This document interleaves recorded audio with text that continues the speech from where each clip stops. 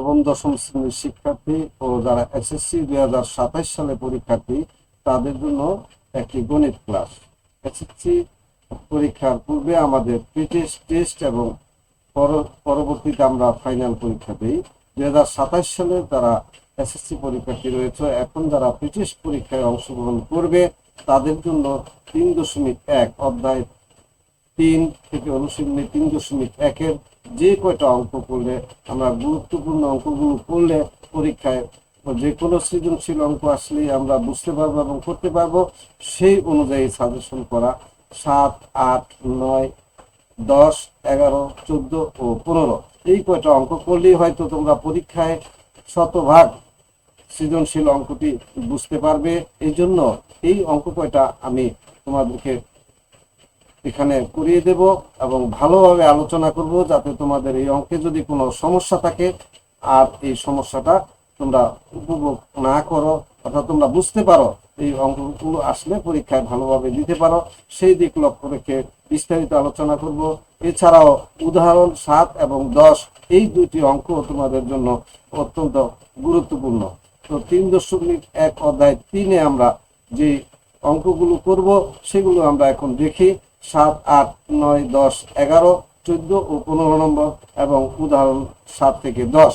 আমি চেষ্টা করব 2টি বা 3টি করে অঙ্ক একটি ভিডিওতে করতে, কারণ আলোচনাটা বড় হলে অবশ্যই অঙ্ক করা যাবে কম, এবং তোমরা যদি অঙ্কগুলো বুঝতে পারো তাহলে অবশ্যই কাজে লাগবে। সেই দিক লক্ষ্য রেখেই আমি আলোচনা করব প্রত্যেকটা সূত্র যা তোমাদের প্রয়োজন। আশা করি বইয়ের 7 নং অঙ্কটি তোমরা দেখতে পাচ্ছ। a + 1/a = 2 হলে দেখাও যে a² + 1/a² = a⁴ + 1/a⁴। এই অঙ্কটা করতে আমাদের যে সূত্রটা ব্যবহার করতে হবে সেটি হলো, তোমাদের বইতেই দেখবে এখানে আছে a² + b² = a + b² - 2ab। আরেকটা আছে a² + b² a - b² + 2ab। এখন আমাদের প্রমাণ করতে হবে a² + 1/a²। নিশ্চয়ই আমরা এখানে 1/a² যারা বোঝো না তারা দেখো 1 এর উপরে ওই স্কোয়ার দেওয়া যায়, 1 এর উপরে স্কোয়ার দিলে 1 × 1 বোঝায় এবং 1ই হয়। এই জন্য আমি বললাম a² + 1/a², এটা আমরা কল্পনা করতে পারি। এটা কোন সূত্র? এই যে a² অনুসিদ্ধান্ত দুইটা সূত্র আছে, এই দুইটার মতো a² + b² তৈরি করা গেলে আমরা করব a + b² - 2ab অথবা a - b² + 2ab আমাদের অঙ্কের প্রয়োজন অনুযায়ী। তাহলে আমি অঙ্কটি শুরু করছি। দেখো, অঙ্কটি শুরু করার আগে তোমাদের যে সূত্রটা তোমরা বুঝতে পারো, দেখো আমি লেফট হ্যান্ড সাইড অর্থাৎ বাম পক্ষ লিখছি। এই বাম পক্ষে কি আছে? আছে a² + 1/a²। এখন এটা যদি থাকে, আমরা যদি এটাকে a ধরি, এরকম আমি অঙ্কগুলো একটু ডিটেলস করব, তোমাদের এই লাইনটা না লিখলেও চলবে। তোমরা একবারেও যদি লিখে দাও a + b² - 2ab সেটাও হবে। তাহলে এটা a, এটা b। আমরা যে সূত্রটা দেখলাম সেটা কি দেখলাম? a + b² - 2ab, আর একটা দেখলাম a - b² + 2ab। আমরা এই সূত্রটা ব্যবহার করতে পারি a + b, যেহেতু a + b এর মান আমাদের এখানে দেওয়া আছে। a + b এর মান দেওয়া আছে, এই জন্য আমরা a + b এর মানটাই বসাবো। আমাদের অঙ্কে মান যেটা দেওয়া আছে সেটাই আমরা লিখব। তাহলে a + b² -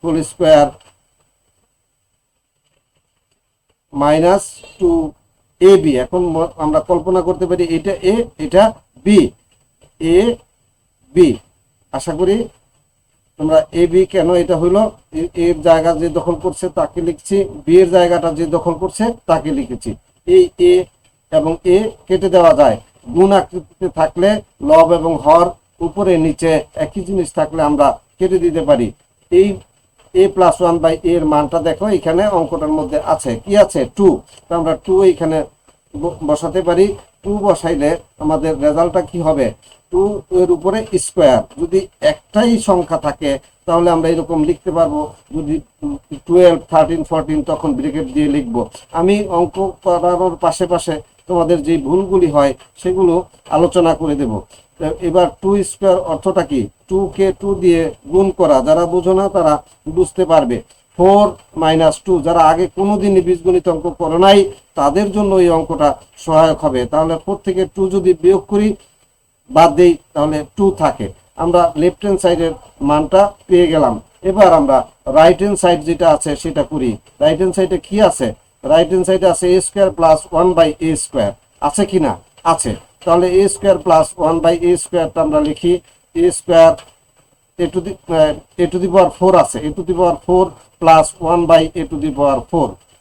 ঠিক আছে, এখন এটাকে আমরা a স্কয়ার b স্কয়ার তৈরি করতে পারি কিভাবে? a স্কয়ার দিয়ে যদি হোল স্কয়ার দেই, আবার 1/a স্কয়ার দিয়ে যদি হোল স্কয়ার দেই, তাহলে দেখো এখানে a square K a square দিয়ে যদি আমরা গুণ করি, তোমরা যদি আগে থেকে কোনো দিন অঙ্ক নাও করো, আমার আলোচনাগুলো দেখলে তোমরা পারবে। a স্কয়ার দিয়ে a স্কয়ারকে যদি গুণ করি, দেখো কত আসে, কত আসে। এ যদি বেসগুলি এক থাকে, গুণ হয় কোনো অঙ্ক, তাহলে পাওয়ারগুলি যোগ হয়, গুণের সময় পাওয়ারগুলো যোগ হয়। এটা 6, 7 এর আলোচনা, তবু আমি এখানে তোমরা বোঝার জন্য করে দিচ্ছি। তাহলে a square plus b square কি লিখতে পারি? a প্লাস b হোল স্কয়ার, a প্লাস b whole square minus 2ab। 2ab লিখতে গেলে আমাদের a লিখতে হবে a স্কয়ার, b লিখতে হবে 1/a স্কয়ার। ঠিক আগের অঙ্কটার মতোই আমরা এই a স্কয়ার কেটে দিতে পারি। তাহলে থাকলো কত? 2। এখন দেখো আমরা a square plus 1/a square, দেখো তো এই অঙ্কটার মতো কিনা। এই যে অঙ্কটা, নিশ্চয়ই এটার মতো। এটার ফলাফল কত পেয়েছিলাম আমরা? ফলাফল পেয়েছি 2। ঠিক আছে, ফলাফল কত পেয়েছি? 2 পেয়েছি। এইটার পরিবর্তে আমরা যদি 2 লিখে দেই, তাহলে অসুবিধা আছে? নাই, কারণ আমরা লেফট হ্যান্ড সাইডে একটা ফলাফল পাইছি a square plus b square equal to 2। a square plus b square equal to যেহেতু 2 আমরা পেয়েছি, তাহলে সেই ফলাফলটা ওখানে বসিয়ে দিলেই আমাদের কোনো সমস্যা নাই। একই অঙ্কে এরকম মান পাওয়া গেলে আমরা ব্যবহার করতে পারি। এটা আবার করার দরকার নাই, কারণ এটা আমরা করেছিলাম এবং 2 রেজাল্ট হয়েছে। এই জন্য এইটার পরিবর্তে আমি 2 বসাইলাম, তার উপরে স্কয়ার আছে, এই স্কয়ারটা দিলাম, স্কয়ার দিলাম, মাইনাস দিলাম, এই 2 লিখলাম। এখন দেখো 2 স্কয়ার অর্থ 4 মাইনাস 2 ইকুয়াল টু হয় কত? 2।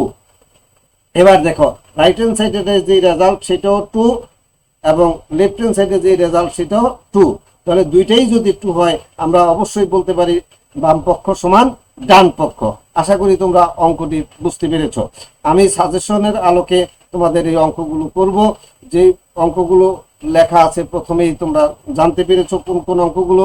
একের পর এক অঙ্ক করে যাব, যাতে তোমাদের ধৈর্যর বিচ্যুতি না ঘটে। এই জন্য বেশি বেশি অঙ্ক আমি করব না। যতটুকু করলে তোমরা এই অঙ্কটা করলে পরবর্তী অঙ্কগুলি এই সূত্রের করতে গেলে তোমাদের আর সমস্যা হবে না। আজ এই পর্যন্তই।